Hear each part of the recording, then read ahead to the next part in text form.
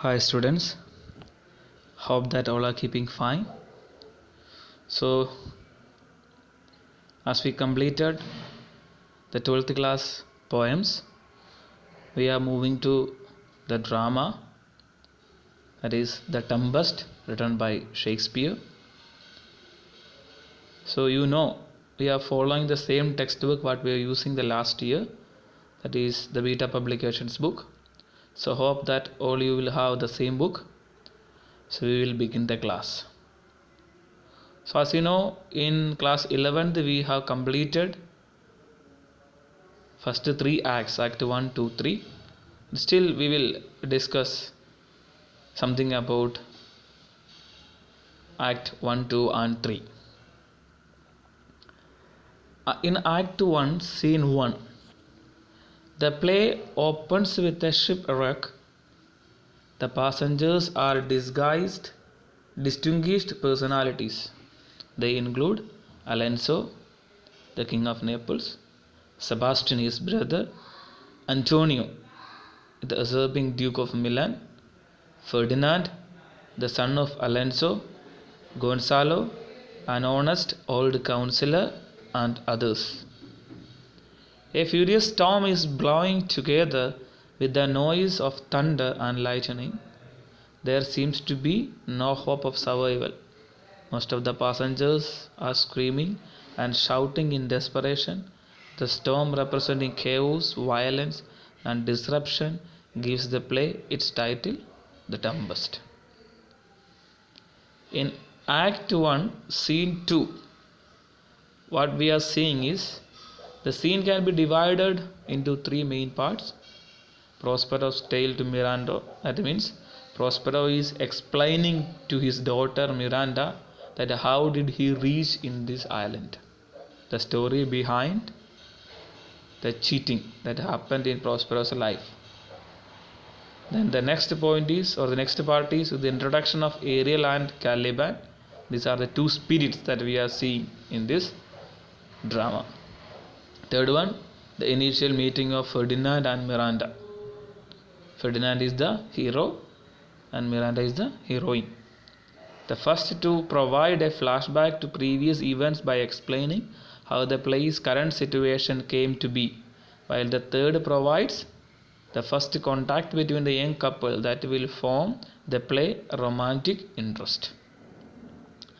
Now in Act 2, Scene 1, in another part of the island, Alonso is mourning for the supposed loss of his son. Gonzalo tries to comfort him. Antonio and Sebastian joke heartlessly. Ariel appears and charms Alonso and Gonzalo and the other lords to sleep. Only Antonio and Sebastian are left awake. Antonio suggests a brutal plot to murder the sleeping king. He has just persuaded Sebastian to fall upon the sleeping Gonzalo, while he himself gets rid of Alonso. Ariel reappears invisible and awakens the sleepers. For the time at least, Alonso is safe. In Act 2, Scene 2, Caliban, bearing his locks as another spirit who was an inhabitant of this particular island, meets Trinculo. He believes him to be one of the spirits whom Prospero sent to torture him. As a storm is blowing, Trinculo takes shelter under Caliban's cloak. The two are lying together on the ground when Stefano staggers, being drunk. Stefano gives Caliban a drink from his bottle. Caliban, taking him for a god, enters gladly into his service. Now Act 3, Scene 1. The scene opens with Ferdinand carrying wood willingly to prove his love for Miranda. This is in contrast to the curses which accompanied Caliban's toil at the beginning of the preceding scene. The love between Ferdinand and Miranda is a part of the play's larger pattern of atonement and reconciliation. The purity and innocence of their love atones for the suspicions, hostilities, and betrayals of their father's generation. Prospero is seen here in his godlike role, overseeing two of the creatures carrying out his design. Now Act 3, Scene 2, Caliban, Stefano and Niccolo are still drinking.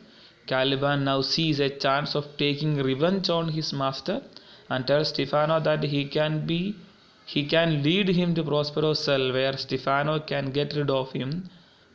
He means Prospero, while the latter sleeps. Thus Stefano can become the king of this island and marry Miranda. Ariel, who has been listening all this time, leads the conspirators away by the sound of his tabor and pipe. Act 3, Scene 3. Alonso and his company, tired out with searching for Ferdinand, hear a solemn music and see several strange shapes bearing in a banquet. Before they can touch the food, the banquet vanishes, another of Prospero's magic tricks. Ariel confronts the three men of sin. Alonso rushes away distracted, followed by Antonio and Sebastian. All three are under Prospero's spell. This is what we discussed in the last year till Act 3, Scene 3. Now, what we are going to see is Act 4, Scene 1. Now the drama is almost going to end. By the two scenes, for Act 4 and 5, the drama will come to an end. So this is the crucial part of, we can say these are the crucial part of the drama. So let us see what is the summary in total. Prospero is now satisfied with the progress of Miranda's romance with Ferdinand. He is thus that in due course they would get married. In honor of the engagement of young lovers, he arranges a masque for their entertainment. The masque is performed by spirits appearing in guise of various goddesses. Then Prospero deals with Caliban, Stefano and Niccolo, the conspirators. Ariel lures them towards Prospero's cell. These certain spirits appear in the shape of dogs and hounds, and they chase away the three conspirators, who are also tormented with aches, pains and cramps. So what is in summary in total?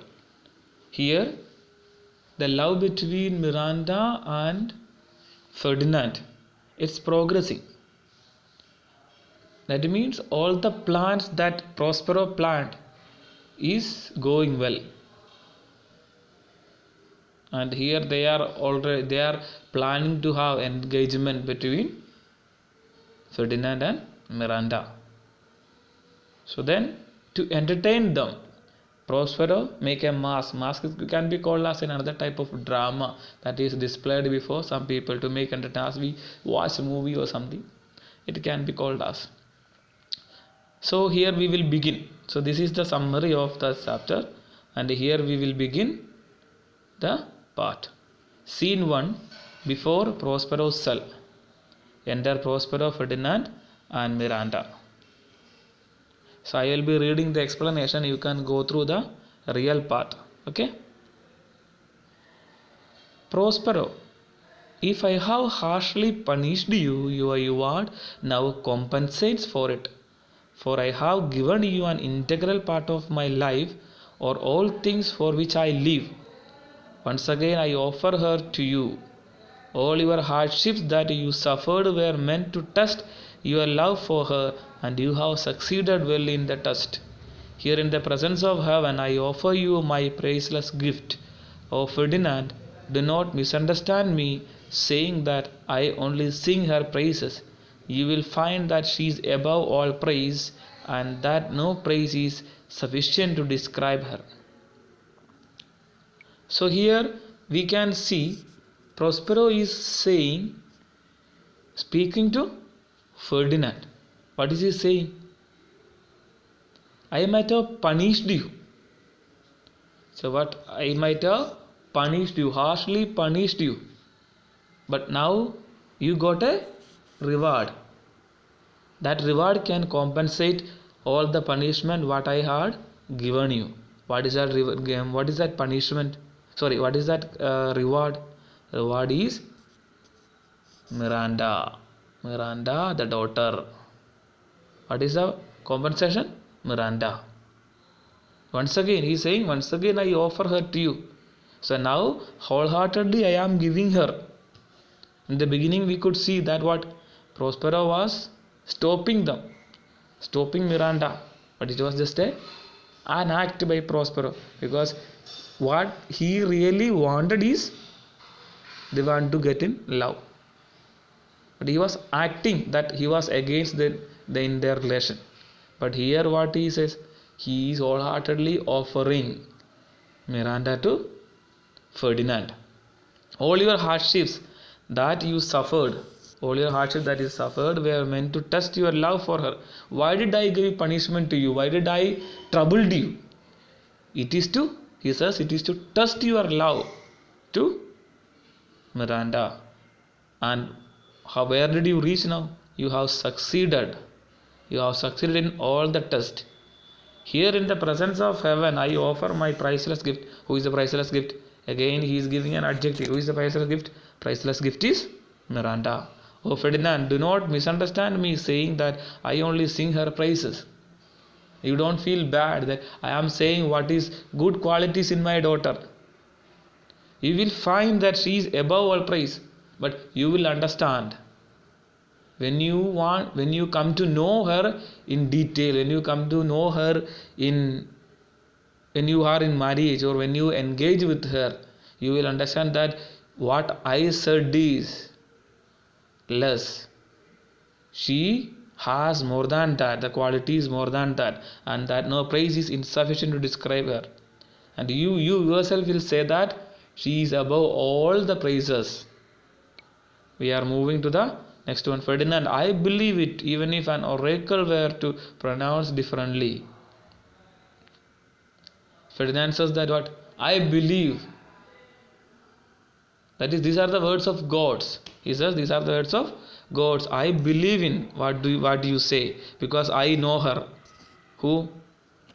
He knows Miranda very well. That is what he says. Then the next one, Prospero. Take my daughter as my gift to you, and as what you have won over by your merit. Sit down and speak to her. She is your own. Why, here is Ariel, my servant Ariel. So now he says, take my daughter as my gift to you. So as I said, now Prospero is offering his daughter wholeheartedly to Ferdinand. Because now this is a gift to you. My daughter is a gift to you for your love. Sit down and speak to her. Now he is allowing both. We can sit here and you talk. You talk each other. You love each other. She is your own.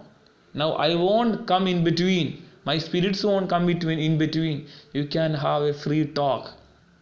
You can love each other. You can sit each other. You can sit together and you can talk. I don't have any problem. He is giving them freedom. You talk.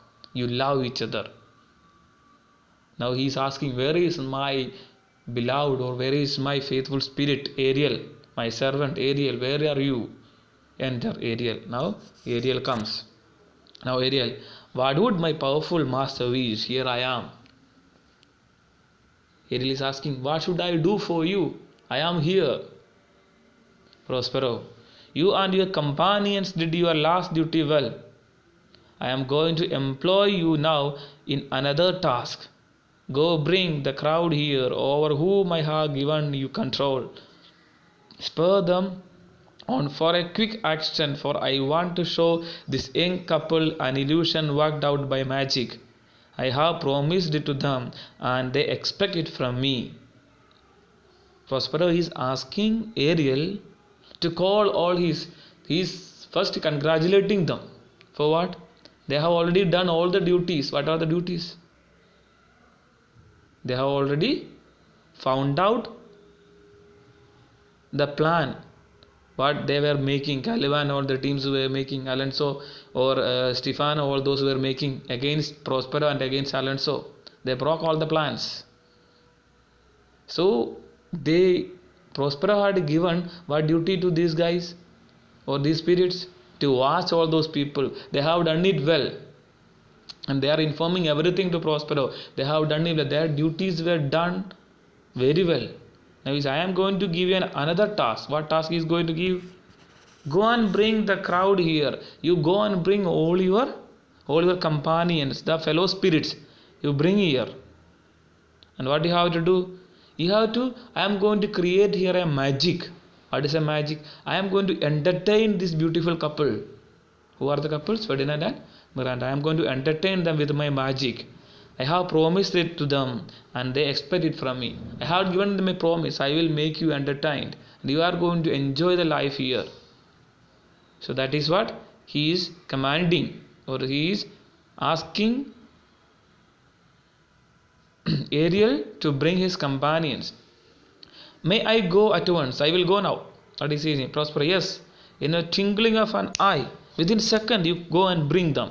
Don't take too much time. That is saying, don't take too much time. Go and bring them. Ariel, before you say come and go and breathe twice and cry so, they will be here. Ariel is saying, you don't worry. You just take a breath in and out. They will be here.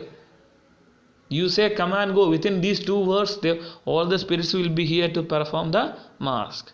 With the grimaces and other facial expressions, do you love me, my master? They will be ready to present everything in a, what do you say?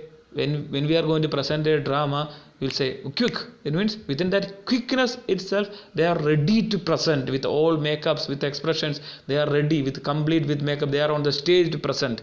But that is what Ariel is offering. You say, you take just a breath in and out. They will be here with full makeup. With full expressions, they will be here to present. Do you love me, my master? Don't you?